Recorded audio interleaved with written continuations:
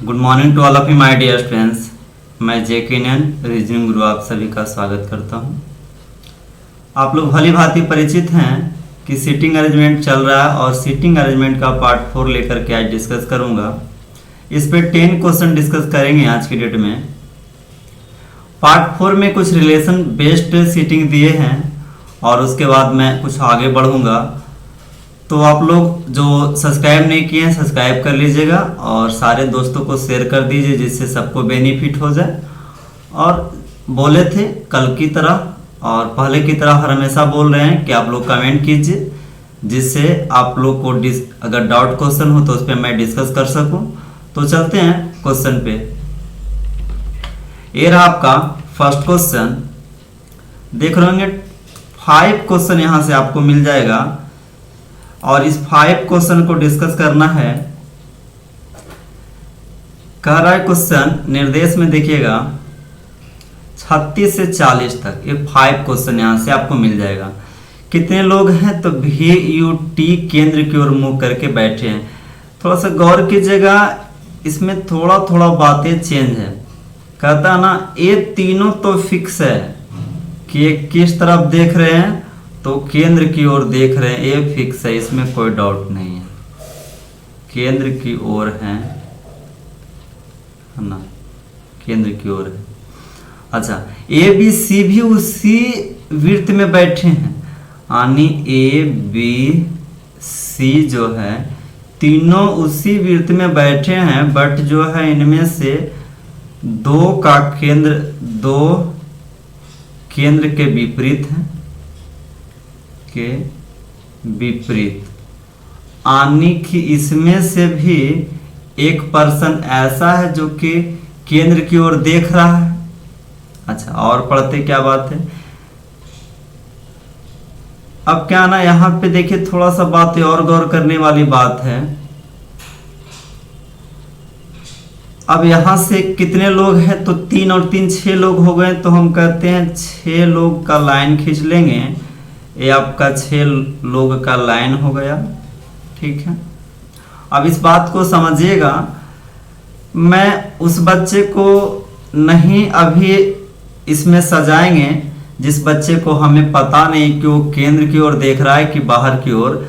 तो मैं V से चर्चा करूंगा, U से चर्चा करूंगा या तो T से चर्चा करूंगा। अब कहेगा सर क्यों करेंगे, ABC से क्यों नहीं करेंगे। तो हमें ये पता है कि VUT केंद्र की ओर मुख करके बैठे हुए हैं, इसलिए हम चर्चा अभी VUT की करेंगे। इसमें नहीं पता है कि कोई दो इसमें जो है केंद्र से विपरीत है, हमें जानकारी नहीं है। तो ऐसी परिस्थिति में हम लोग इस पे चर्चा करेंगे। तो देखिए कहता है T के बाएं से तीसरा B है, T के बाएं से तीसरा B 1 2 3, T से बाएं हो गया तीसरा B। अच्छा यहाँ पे T के दाएं से दूसरा C है, T के दाएं से दूसरा आपका हो गया C, ठीक है।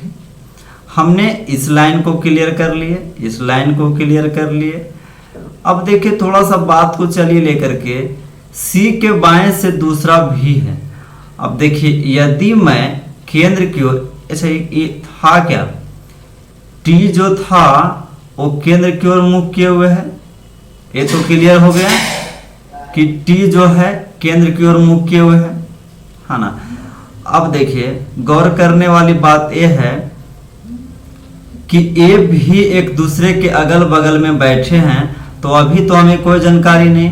यहां से C के बाएं से दूसरा कौन है, V है। यदि मैं C को केंद्र की ओर रखता हूं, यदि मैं C को केंद्र की ओर रखता हूं तो C को बाएं के दूसरा, ये पहला या दूसरा यहाँ पे सजाना पड़ेगा, जबकि यहाँ पे T ऑलरेडी आया हुआ है। तो मैं इसे केंद्र की ओर नहीं रख करके रखना पड़ेगा किस तरफ दिशा में, केंद्र के विपरीत दिशा में रखना पड़ेगा। तो C के बाएं से दूसरा कौन हो जाएगा, V हो जाएगा। C के बाएं से दूसरा कौन हो जाएगा, V हो जाएगा।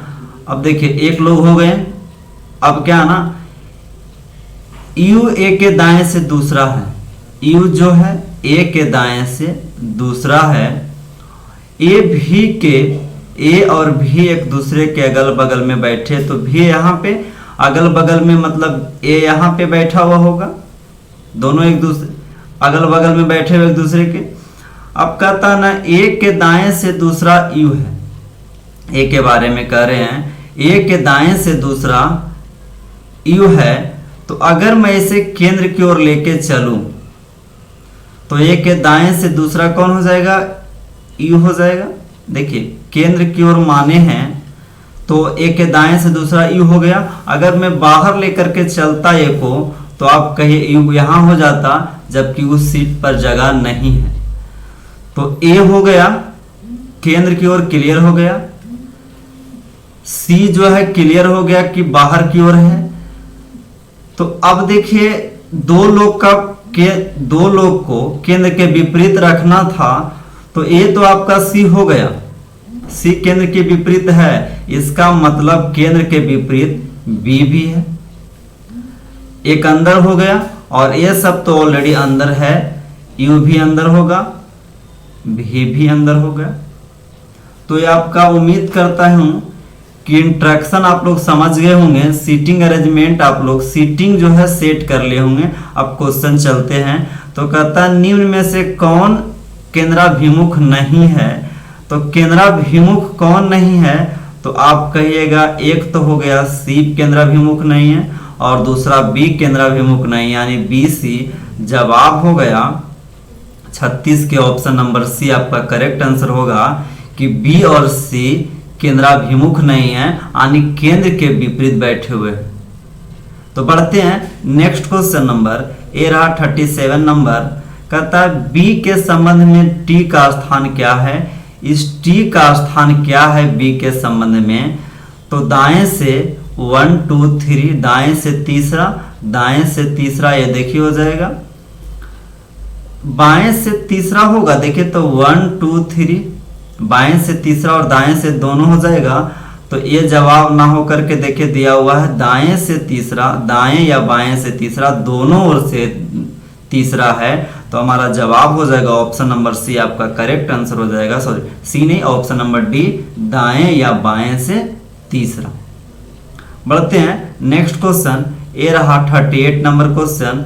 सी के संबंध में भी का स्थान, यानी भी का स्थान क्या है सी के संबंध में, तो कहिएगा जी बाएं से दूसरा होगा। किस तरफ से, बाएं से दूसरा होगा। देखिए ऑप्शन में है बाएं से दूसरा, नहीं है। तो दाएं से 1 2 3 4, दाएं से चौथा, तो ऑप्शन नंबर सी देखिए दाएं से चौथा आपका आंसर हो जाएगा। 38 के ऑप्शन नंबर सी आपका करेक्ट आंसर होगा, दाएं से चौथा। बढ़ते हैं क्वेश्चन नंबर नेक्स्ट ए रहा 39 नंबर क्वेश्चन। कहता है बैठने की व्यवस्था के संदर्भ में निम्न में से कौन सा सही है। ए बी सी के अगल बगल में है, ए जो है बी सी के अगल बगल है, बिल्कुल नहीं है। भी यूटी के बगल में है, भी यूटी के अगल बगल है, देखिए ना भी यू यहाँ है, टी यहाँ है, यू यहाँ है, मतलब एक जो है दिल्ली में एक मुंबई में, है ना। तो दिक्कत है, दोनों कैंसिल हो गया, इस ए भी कैंसिल, बी भी कैंसिल। दो व्यक्ति जिनके बैठने की व्यवस्था निश्चित नहीं की जा सकती, अभी इसके बारे में नहीं चर्चा करेंगे। जो केंद्राभिमुख नहीं है वे अगल बगल बैठे हैं, यानी जो विपरीत दिशा की ओर बैठे हुए हैं वो अगल बगल बैठे हैं। तो देखिए सी और बी अगल बगल में बैठे हुए हैं, विपरीत किए हुए हैं, यानी जवाब हो गया ऑप्शन नंबर डी आपका करेक्ट आंसर हो गया। ऑप्शन 5 कहता है, यानी ई कहता है भी और टी के बीच केवल दो लोग, भी और टी के बीच एक ही लोग है, यहाँ कहता है दो लोग, यानी ये भी जवाब कैंसिल हो गया। तो आपका जवाब होगा ऑप्शन नंबर डी आपका करेक्ट आंसर होगा। बढ़ते हैं नेक्स्ट क्वेश्चन की तरफ। ए रहा क्वेश्चन नंबर 40 नंबर। यू के संबंध में ए का स्थान, यानी ए का संबंध क्या, ए का स्थान क्या है यू के संबंध में, तो कहिएगा बाएं से दूसरा है, यानी ऑप्शन नंबर ए आपका करेक्ट आंसर हो जाएगा, बाएं से दूसरा। नेक्स्ट क्वेश्चन, अब देखिए नेक्स्ट क्वेश्चन में इंट्रक्शन है, कितने हैं, तो 5 क्वेश्चन यहां से भी है, 5 क्वेश्चन है। A B C D E F G और एच केंद्र की ओर मुख करके एक वृत्ताकार टेबल के गिर्द बैठे हुए हैं। दो पुरुष या दो महिलाएं एक दूसरे के निकटतम पड़ोसी नहीं, यानी इसमें जो है महिला की बात किया है, ठीक है। और पुरुष की बात किया है, 2 लोगों की बात किया है, और जबकि दोनों पड़ोसी नहीं है। अगर 2 महिला, जैसे बात को समझ लीजिए, यहाँ पे मान लीजिए अगर यहाँ पे प्लस बैठे हैं तो बगल में प्लस नहीं बैठ सकते हैं। अगर ऐसा होता तो कैंसिल होगा। यहाँ माइनस बैठे हैं तो बगल में माइनस नहीं बैठ सकते हैं। ऐसा होता है तो कैंसिल हो जाएगा। कहने का मतलब होगा क्या, तो यहाँ पे प्लस बैठे हैं तो यहाँ पे माइनस बैठेगा, इधर भी माइनस बैठेगा, अब पुनः प्लस बैठेगा, यहाँ पे माइनस बैठेगा, यहाँ पे प्लस बैठेगा, यहाँ पे अगर माइनस है तो यहाँ पे प्लस नहीं बैठ करके यहाँ पे माइनस, यहाँ पे प्लस बैठेगा। कुछ इस यानी 1 प्लस 1 माइनस, 1 प्लस 1 माइनस, इस तरीके से बैठेंगे। कितने लोग, तो 8 लोग। 3 3 6 2 8 लोग, तो कहिएगा 8 लोग हैं तो 8 को हम लाइन खींच लेते हैं। ये हो गया 8 स्थान आपका हो गया, ठीक है। अब क्या कहता है, ए एच की पत्नी है। यहाँ देखिएगा ए पत्नी है किनकर, एच के। तो एक बात बताइए, अगर ए पत्नी है एच के तो दोनों मैरिड हैं, और एच प्लस होगा तो ए पत्नी होगी, ठीक है। अच्छा, ई के बाईं ओर तीसरे स्थान पर, ई के बाईं ओर तीसरे स्थान पर कौन है, ए है, तो 1 2 3 ए हो गया, ठीक है। अब डी ए या ई का निकटतम पड़ोसी नहीं है। कहेगा सर इस लाइन को आप छोड़ दिए, तो एफ डी की चर्चा भी नहीं हुई है तो इसलिए हम नहीं लिए। हमने सिर्फ लिए हैं ए चर्चा किए हैं इसके बारे में, यहाँ से यहाँ तक इस लाइन को छोड़ दिए हैं। डी ए या ई का निकटतम पड़ोसी नहीं है, यानी डी ना तो ए का, यानी डी ना तो यहाँ बैठेगा, ना ही तो यहाँ बैठेगा, ना ही तो यहाँ बैठेगा, ना ही तो यहाँ बैठेगा। ये 4 स्थान पर डी नहीं बैठ सकता है। तो या तो डी यहाँ पे बैठ जाए, है ना, या तो डी यहाँ पे बैठ जाए, या तो डी यहाँ पे बैठ जाए, 2 में कोई एक जगह बैठेगा। अच्छा, कोई बात नहीं, इस लाइन को हमने पढ़ लिया, इसको हटा देते हैं। एच और सी एक दूसरे के निकटतम पड़ोसी है। एच और सी एक दूसरे का निकटतम पड़ोसी है। एफ अपनी पत्नी बी का निकटतम पड़ोसी नहीं है। अच्छा, एक बात और पता चल गया, एफ की पत्नी जो है बी है, तो एक बात बताइए, एफ फिर क्या हो जाएगा, प्लस है, तो इसको जो है कुछ इस तरीके से, ये दोनों भी कपल है।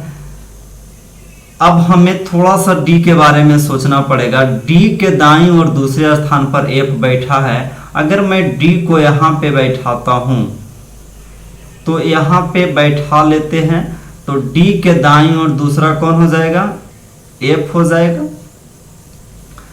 एक बात और, यदि मैं डी को मान लीजिए यहाँ पे बैठाते तो एफ को एक के जगह पे बैठाना पड़ता, जबकि किसी को बैठा दिए तो उठा नहीं सकते। ऐसा सीटिंग अरेंजमेंट का कंफर्म अगर है तो उसे उठा नहीं सकते, ऐसा नियम है ना। तो डी को इसलिए यहाँ पे बैठा, यहाँ नहीं बैठा सकते थे डी को। तो ये भी लाइन क्लियर हो गया यहाँ से यहाँ तक। अब क्या करता, अब कौन सा लाइन बचा, एफ अपनी पत्नी बी का निकटतम पड़ोसी नहीं है। अब एक बात बताइए, यहाँ पे बी नहीं बैठेगा, यहाँ पे बी नहीं बैठेगा, तो हम देखिए लिख देते हैं बी को यहाँ नहीं बैठेगा। एफ अपनी पत्नी बी का निकटतम पड़ोसी नहीं है। एच और सी एक दूसरे के निकटतम पड़ोसी है। एच जो है और सी एक दूसरे के निकटतम पड़ोसी है। ये भी क्लियर हो गया, एच और सी। आप सोच रहे होंगे सर एच और सी ही क्यों, सी और एच क्यों नहीं दे सकते हैं, दे सकते हैं, लेकिन अभी क्लियर करते हैं, बातें हो जाएगा। देखिए एफ क्या है, तो प्लस है। बी यहाँ पे नहीं बैठेगा तो बी यहाँ पे हम बैठा देते हैं। एफ प्लस है, बी को क्या कहिएगा, माइनस कहिएगा। डी क्या है, नहीं जानकारी। बी क्या है, माइनस हो गया। ए क्या है, माइनस हो गया। एच क्या है, प्लस हो गया। देखिए प्लस जा रहा है, माइनस जा रहा है, प्लस जा रहा है, और ए एच हो गया, ए एच हो गया, एफ बी हो गया। अब कहिएगा कि यहाँ सी के बारे में कोई जानकारी है कि प्लस है कि माइनस है, नहीं ना, नहीं। ई के बारे में भी कोई जानकारी नहीं, बी के बारे में भी कोई जानकारी नहीं, डी के बारे में भी कोई जानकारी नहीं। यहाँ पे कौन बैठेगा, छूट कौन रहा है, तो एक जी छूट रहा है, इसलिए जी। देखिए इस सब को हटाते हैं, इस सब को हम इरेज कर देते हैं, क्योंकि इरेज नहीं करेंगे तो दिक्कत हो जाएगा, आप लोग को समझ में फिर नहीं आएगा। देखिए ये सब बातों को हम हटा देते हैं। अभी दिक्कत क्या है उसके बारे में हम क्लियर करते हैं आप लोगों को। देखिए यहाँ पे C भी रह सकता था, यहाँ पे H भी रह सकता था, दो में कोई एक रह सकता था। अब कहना है सर यहाँ पे इसलिए नहीं डाले कि यहाँ माइनस है तो यहाँ प्लस कंफर्म होगा, इसलिए हम इन दोनों को कैंसिल करते हैं, कोई मतलब नहीं। तो यहाँ पे माइनस तो यहाँ पे प्लस, यहाँ पे माइनस तो यहाँ पे प्लस, और यहाँ पे क्या हो जाएगा माइनस हो जाएगा। तो उम्मीद करता हूँ आप लोग समझ गए होंगे। चलते हैं अब एक क्वेश्चन पे, एक और बात मिटा देते हैं, थोड़ा जो है उसे मिटा देते हैं इसको, है ना, जिससे कि आप लोग को कभी दिक्कत नहीं हो। जब तक आप लोग रहे तब तक आप लोग को कहीं परेशानी ना हो, है ना। चलिए, जी के संबंध में निम्नलिखित में कौन सा कथन सत्य है। जी एक पुरुष है, देखिए ता जी क्या है माइनस है, महिला है। जी एफ और एच के ठीक मध्य में है, जी जो है एफ और एच के मध्य में है, एफ और एच के मध्य में तो ए है। ई के बाईं से तीसरे स्थान पर, ई के बाईं से तीसरे स्थान पर जी है, ये तो दाईं से है, गलत है। बी के दाईं ओर से दूसरे स्थान पर जी है, बी के दाईं ओर से दूसरे स्थान पर जी है, यानी ऑप्शन नंबर डी आपका करेक्ट आंसर होगा, बी के दाईं से दूसरे स्थान पर है। बढ़ते हैं नेक्स्ट क्वेश्चन पे, ए रहा 42 नंबर क्वेश्चन। कहता है बी से प्रारंभ करते हुए घड़ी के विपरीत दिशा, घड़ी के विपरीत दिशा जाना है, यानी इस दिशा से चलना है। विपरीत दिशा की ओर जाती है तो बी और एफ के बीच कितने व्यक्ति है, तो बी और एफ के बीच में कितने, दो लोग हैं, यानी जवाब हो गया ऑप्शन नंबर बी आपका करेक्ट आंसर हो जाएगा, दो लोग हैं। बढ़ते हैं नेक्स्ट क्वेश्चन की ओर, ए रहा क्वेश्चन नंबर 43 नंबर। निम्नलिखित में 5 में से 4 किसी निश्चित आधार पर एक समूह का निर्माण करते हैं, वह एक कौन है जो इस समूह में शामिल नहीं, यानी एक ऑड है। तो कहेगा H प्लस है, H प्लस है, देखिए ना ये प्लस है, F क्या है प्लस है, E क्या है प्लस है, G क्या है माइनस है, D क्या है प्लस है, यानी जवाब ऑड कौन है आपका, तो माइनस वाला जवाब हो गया G। जवाब क्या हो गया ऑप्शन नंबर डी आपका करेक्ट आंसर होगा G। बढ़ते हैं नेक्स्ट क्वेश्चन की ओर, ए रहा आपको 44 नंबर। निम्नलिखित में किस समूह में केवल महिला सदस्य है, केवल महिला सदस्य है, पुरुष नहीं हो सकता है, वहां पे प्लस नहीं हो सकता है। तो देखिए तो ए क्या है महिला है, बी क्या है महिला, एच क्या है प्लस है तो ये कैंसिल हो जाएगा, जी क्या है महिला, एफ क्या है प्लस है कैंसिल हो गया, सी क्या है महिला, एच क्या है प्लस हो गया कैंसिल कर दीजिए, डी को देखिए तो प्लस तो कैंसिल हो गया। जवाब क्या हो जाएगा आपका ऑप्शन नंबर ई, ऑप्शन नंबर ई आपका करेक्ट आंसर हो जाएगा, इनमें से कोई नहीं।